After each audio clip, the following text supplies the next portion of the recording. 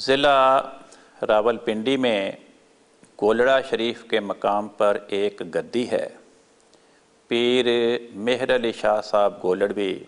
حضرت بانی جماعت احمدیہ علیہ السلام کے زمانے میں وہاں کے گدی نشین تھے۔ انہوں نے اشتہار چھاپا کہ مجھے خدا تعالیٰ کی طرف سے علم قرآن عطا ہوا ہے۔ جب ان کا یہ اشتہار چھپا تو حضرت مسیح موعود علیہ السلام نے اس کے جواب میں اشتہار چھاپا کہ کئی سال سے میرا دعویٰ ہے کہ میں مسیح موعود ہوں، مہدی موعود ہوں، اور مجھے خدا تعالیٰ نے اپنی جناب سے قرآن کریم کے حقائق و معارف سکھائے ہیں۔ آپ اشتہار میں کہتے ہیں کہ آپ کو بھی خدا تعالیٰ علم قرآن سکھاتا ہے، تو پبلک کے لیے اب اشتباہ پیدا ہو گیا کہ آپ کو سکھاتا ہے یا مجھے سکھاتا ہے۔ اس لیے پبلک کو حقیقت حال سے مطلع کرنے کے لیے ضروری ہے کہ میرا اور آپ کا عربی زبان میں فصیح و بلیغ قرآن کریم کی تفسیر لکھنے کا مقابلہ ہو جائے۔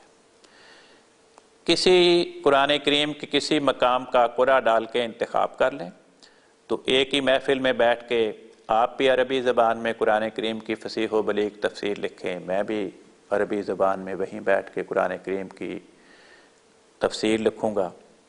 اور اس میں نئے نکات ہوں، پرانی کتابوں سے اخذ کردہ نکات نہ ہوں۔ جب یہ اشتہار چھپا تو پیر صاحب نے اشتہار چھاپا کہ میرا اور آپ کا 186 مسائل میں اختلاف ہے، اس لیے میں فلاں تاریخ کو لاہور آؤں گا اور فلاں جگہ پر میرا اور آپ کا 186 مسائل پہ زبانی مباحثہ ہوگا۔ اگر فلاں مولوی، انہوں نے نام ان مولویوں کے لیے جو کئی سال سے مسیح موعود علیہ السلام پہ کفر کے فتوے لگا چکے تھے اور پیر صاحب کے ہم خیال اور ہم عقیدہ تھے، کہ اگر فلاں مولوی یہ فیصلہ کر دیں کہ پیر صاحب جیت گئے ہیں مباحثے میں اور مرزا صاحب ہار گئے ہیں، تو پھر مرزا صاحب کو اپنے دعوے سے توبہ کر کے میری بیعت کرنی پڑے گی، اور پھر بیعت کے بعد تفسیر نویسی کا مقابلہ بھی ہو جائے گا۔ حضرت مسیح موعود علیہ السلام نے جب یہ اشتہار پڑھا تو آپ نے لکھا کہ دیکھو، جب میں مولویوں کے ساتھ مباحثے کیا کرتا تھا اس وقت تو پیر صاحب کو خیال نہیں آیا کہ میرے ساتھ مباحثہ کریں۔ جب خدا تعالیٰ نے مجھے الہاماً منع کر دیا کہ آئندہ کسی مولوی سے مباحثہ نہیں کرنا، چنانچہ آپ نے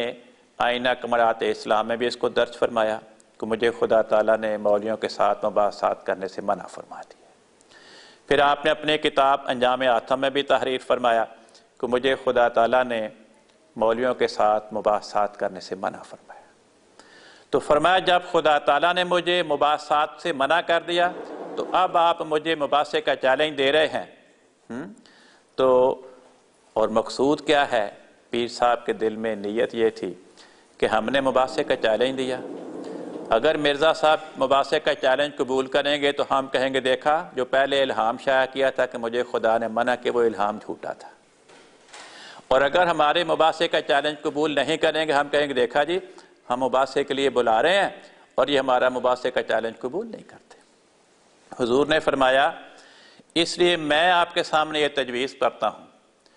کہ آج سے ہی میں بھی 70 دن کے اندر سورۃ فاتحہ کی عربی زبان میں فصیح و بلیغ تفسیر لکھوں گا، آپ بھی آج سے 70 دن کے اندر سورۃ فاتحہ کی عربی زبان میں فصیح و بلیغ تفسیر لکھیں۔ اور فرمایا کہ اگر آپ نے 70 دن کے اندر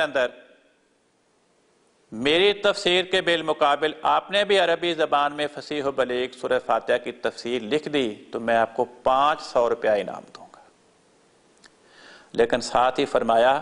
میں ابھی سے آپ کو بتا دیتا ہوں کہ خدا نے مجھے الہاماً خبر دی ہے کہ منعہ مانع من السماء، میرے مقابلے میں سورۃ فاتحہ کی عربی زبان میں فصیح و بلیغ تفسیر لکھنے سے خدا نے منع کر دیا ہے، کوئی میرے مقابلے میں تفسیر نہیں لکھ سکے گا 70 دن کے اندر۔ چنانچہ حضرت مسیح موعود علیہ السلام نے 70 دن کے اندر سورۃ فاتحہ کی عربی زبان میں فصیح و بلیغ تفسیر لکھی، اعجاز المسیح کے نام سے شائع فرمائی اور وہ پیر صاحب کے گھر پہنچا دی۔ 70 دن کیا، 70 مہینے کیا، 70 سال سے اوپر ہو گیا، پیر صاحب فوت ہو گئے، لیکن پیر صاحب اعجاز المسیح کے بالمقابل عربی زبان میں سورہ فاتحہ کی فصیح و بلیغ تفسیر نہیں لکھ سکے۔ آپ کے ایک مرید نے آپ کی سوانح عمری شائع کی ہے گولڑا شریف سے، اس کا نام ہے مہر منیر۔ اس میں اس واقعہ کو درج کر کے آپ کا سوانح نگار مرید لکھتا ہے کہ لوگوں نے پیر صاحب سے اپنی اس خواہش کا اظہار کیا کہ آپ بھی قرآن کریم کی تفسیر لکھیں سورۃ فاتحہ کی۔ تو پیر صاحب نے جواب دیا کہ ہاں، میں نے بھی سورہ فاتحہ کی تفسیر لکھنے کے لیے اللہ تعالیٰ کی بارگاہ میں توجہ کی تھی، تو اس کے نتیجے میں اللہ تعالیٰ کی طرف سے مجھ پہ اس قدر آسمانی انوار کا نزول ہوا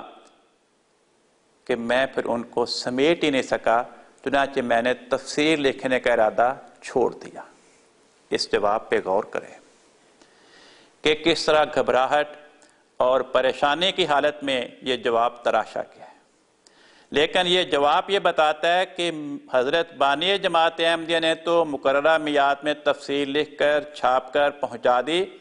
لیکن پیر صاحب نے مقررہ مدت کے بعد بھی نہ تفسیر لکھی نہ چھپوائی۔ لیکن جواب دیکھیں کہ اگر تو خدا تعالیٰ کی طرف سے آسمانی انوار کا نزول ہوا تھا، تو وہ آسمانی انوار ہی کیسے جس پہ نزول ہو وہ انہیں سمیٹ نہ سکے اور سنبھال نہ سکے؟ پھر تو نتیجہ یہ نکلنا تھا کہ اگر حضرت مرزا صاحب کی تفسیر 150-200 صفحات پہ مشتمل تھی